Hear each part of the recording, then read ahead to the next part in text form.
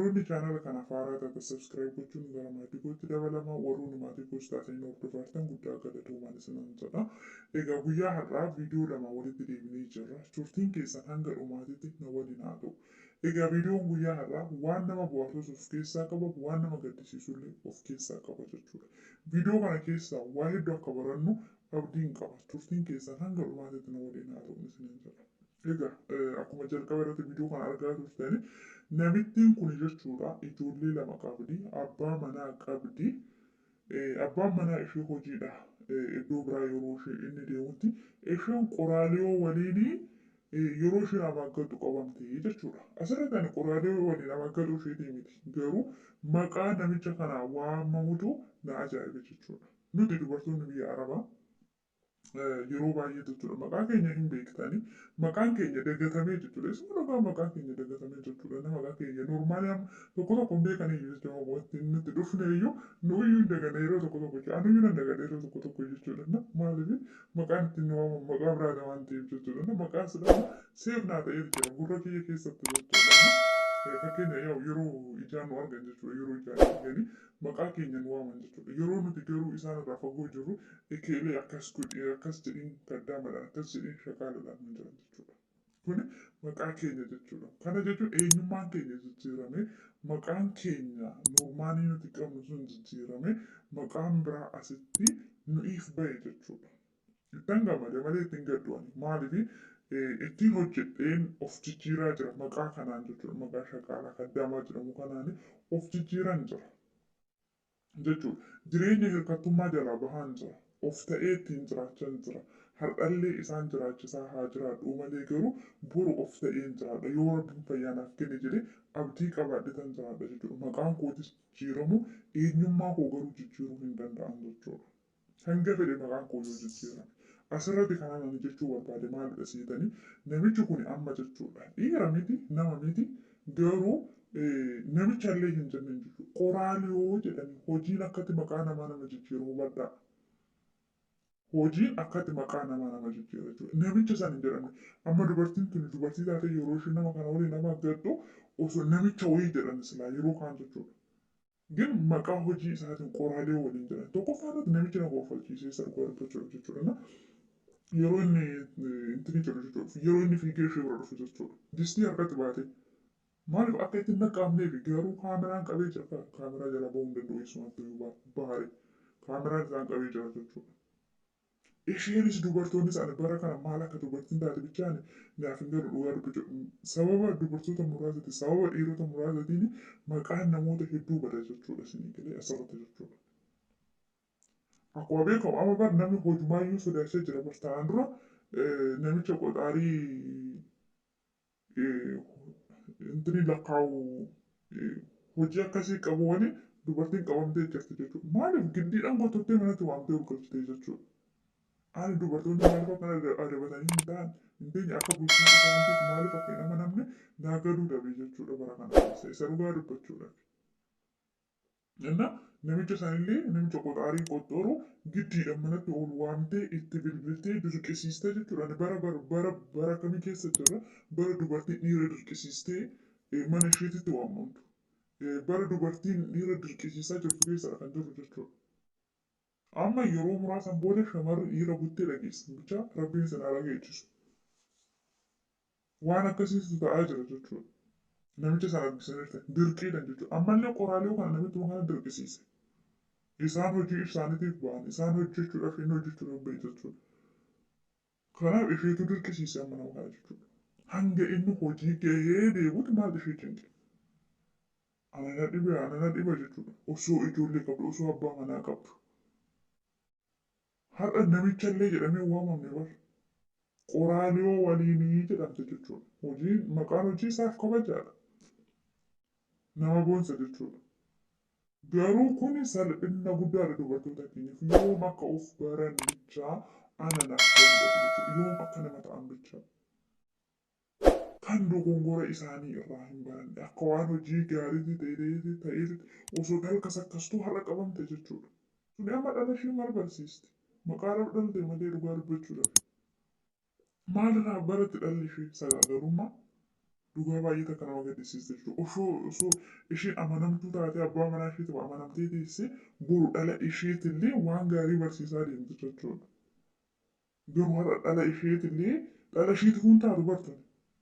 Maqaadhaaf malee jiraachaa hin jirtu fa'aa isheen dhiira biroo yaaddi sammuu ishee keessatti jechuudha. Naa hedduu tokko nama gaddisiisa hedduu tokko garaa nama nyaata jechuudha. Obboleewwan keenya biyya Arabaa keessa jirru hanga amma namichi kun qoraalee jedhee waamamu kana inni kaayyoo isaatiif maqaan isaa jijjiirame. Nullee kaayyoo keenyaaf maqaan keenya jijjiirame jechuudha. Maqaa meeqa nu biyya ormaa keessatti. Kan biyya keessa jiru shamarri biyya Arabaa sabbuun qabdu hin jedhu. Shamarri biyya Arabaa maraattuudha hin jedhu. Shamarri biyya Arabaa akkasii hin jedhu. Biyya kanatti mootii maqaa birootiin waamamna jechuudha. ግን maaliif jecha kaayyoo keenyaaf jechuudha. Har'a namni kun dhiira bar dhiirummaa qaba dhiira. Surrii uffatee jira. Dhiira jechuudha. Garuu dhiira san yookiin namicha san jedhamne qoraaliyoo waliin osoo amaaggattuu qabamtee jedhamte jechuudha dubartiin kun. Waan baay'ee takka garaa nama nyaatudha bara. Ani dubartoonni illee amma booda of barannatti hin fakkaatu jechuudha. Kan ta'amaa jiru hin argan. Hin argan ta'ee fi ani hin beeku jecha baay'ee tokko nama dhiba. Kanaan durallee argitanii jirtan hiriira bahanii namni uummanni walirratti qabee isaan tumaa ture jechuudha. Isumallee akkamitti akka arguu dadhaban hin beeku. Dhugamaan iddoo tokko nama gaddisiisu amma bara dhiironnis dubartoonnis gadi bahanii ol galuu sodaatanii jiran jechuudha. Maaliif isheen kan biraa bira deemti inni kan biraa bira deemu waan ta'eef jechuudha. Jireenya shakkii ta'ee jira amma. Jireenya sodaa ta'ee jira amma. Namni walajjiisaa maaloo osoo hin taane abbaan manaa haadha manaa isaa shakkuu eegalee jira jechuudha. Akkamitti bahee galaree yoo inni hojiidhaaf iddoo tokko deeme isheen dhiira biroo manatti wanti kun qoraalii jechuudha. Takka nama mabiraatii qoxxorsiisuu adabachiisanii taa'anii isa giddiidha manatti waaman bilbilanii giddiidha manatti waaman amma mootii qoraalii waliin eegalan mootii kan biroo waliin eegalan jechuudha. Wayinee carraa dubartoota keenya barnaacha rabbi lubboonaa isin faana dhugaa. Dubartoonni nu arrabsiisanii jiran maqaan nyaatanii jiran maqaan dubartootaa badee jira jechuudha. Salphina guddaadha kun baay'ee nama gaddisiisa. Mee yaa hojjetatu maaliif namicha ittiin kafii taateen jedhee baranama amma osoo abbaan manaa ishee namicha kana tume rakkoo guddaadha. Inni suunii fi dolceedhaan sabata karaarra deemee distii guuree jechuudha. Distii fi aayilaandii guuree har'a inqifaatiitti taatee jirti jireenya isheen si balleessiteerti jechuudha. Namichaa kan gadde waan dachaa gayyuu. Osoo amma namichi kun namicha kana tume hoo inni kaaburu distii guuruu mana sanis deemu mana kanas deemu eessumatti hin argeessatti dhokatalee jalaa jechuudha.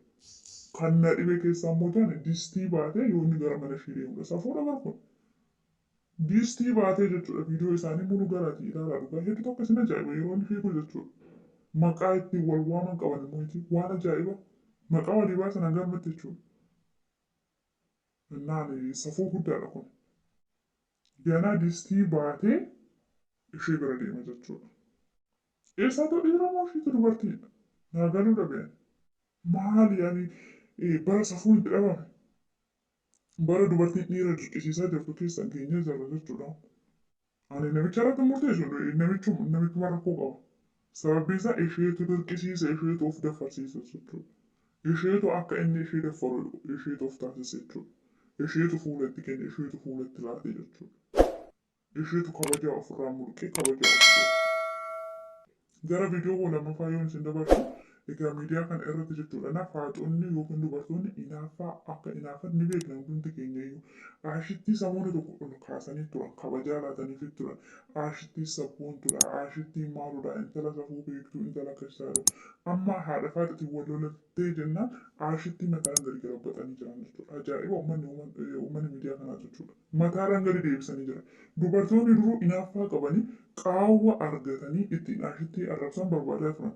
Sababni isaa maaliif nuti akka aashittiitti baafamne maaf akka aashittii hin taane jechaa turan. Har'a mootii qaawwa argatanii ishee kana mucuqa godhaa jiran jechuudha mana banatanii hundi isaaniiyyuu. Ishee dubartoonni haa taatu. Maaliif dubartoonni waree jaalatti duraanuu jechuudha. Inaaffaa qabdu jechuudha. Warroota dhiiratti biraan agalan. Isaan dura dhibee jechuudha kan isaanii. Dhiirri bakka dhiirri oolu oolaa dhiironni tiiktookii gubbaa waree akka dubartoota waree baratanii aashittiin akkasii aashittiin maal taate aashittiin akkas taate torbee tokko ishee kabajaa turan amma immoo gad deebisanii jiran jechuudha. dubartoonni keenya simmootiin gaafa uummanni isin faarsu nu malee namni hin jiru hin jedhina. Torbee takkaaf yookiin ji'a takkaaf yoo guddatte jechuudha. Kan of si kaasan sana booda geedhi si galabbatan jechuudha. Mataan hanga si deebisan jechuudha. Mataan hanga si galabbatan jechuudha. Maakii yeroo sana dura arginee jirra. Sammoona tokko waa'ee ishee suuraa ishee maqaa ishee waan hundi ishee taatee turte. Tiktookii dabalatee yuutuubii feesbuukii jechuudha. Amma garuu isheellee haalalchanii gagaatti hafnaan tufanii jedhan jechuudha. Dubbatee jira Jaafar miidiyaa kanarratti torbee tokkoo fi dheera. Ittimee jira Ashaatti illee jechuudha. Nuti of hin barru dubartoonni of hin taanu yoo of taanan jedhe baran. Maaf ofiif kabajaa laachuu dhabne. Gaafa namni torbee tokko nu faarse nu malee namni hin jiru jenna. Gaafa namni achi mootii gadi nu deebise mushashshi jenna jechuudha. Akka kinoo dinnicha aduu keessa oole yookiin immoo akka kaarotii bilchaatee jechuudha. Mushashshi jenna jechuudha. Amma kinoo ashiitiin mushashshi jettee jirti hin jirtu bakka. Kanaaf warroonni dhiiraa mootu akka dubartoota odeessuu isaa bakka dhiirri ooltu oola. Isaan wal lolan boru araaraman. Ashittii fi haati faatee boru araaraman. Ani kaleessa ashittiin nama gaariidha jedhee dubbadheen ture chaanaala kiyya irratti. Har'a garuu ashittiin nama badduudha jedhee dubbachuudhaaf arraban kaleessa ashittiin nama gaariidha dheessanii ashittiin nama badduudha jechuun hin danda'u. Jarraa lachuun hin jaalladhan isaan boru araaraman waan ta'eef. Garuu uummanni acabcaabin. Dubartoota dhiisaa dubartoonni hinaaffaa jaalatti waan beekanan jedha dubartiin jechuudha. Hinaaffaa jaalattanii hinaaffaa jaalatan jechuudha. Duraan akkamitti ashittiin jaalatamte nuti akkamitti maqaan keenya akka ashittii kana ta'uu didee kan jedhu hinaaffaan isaan maraachaa ture jechuudha.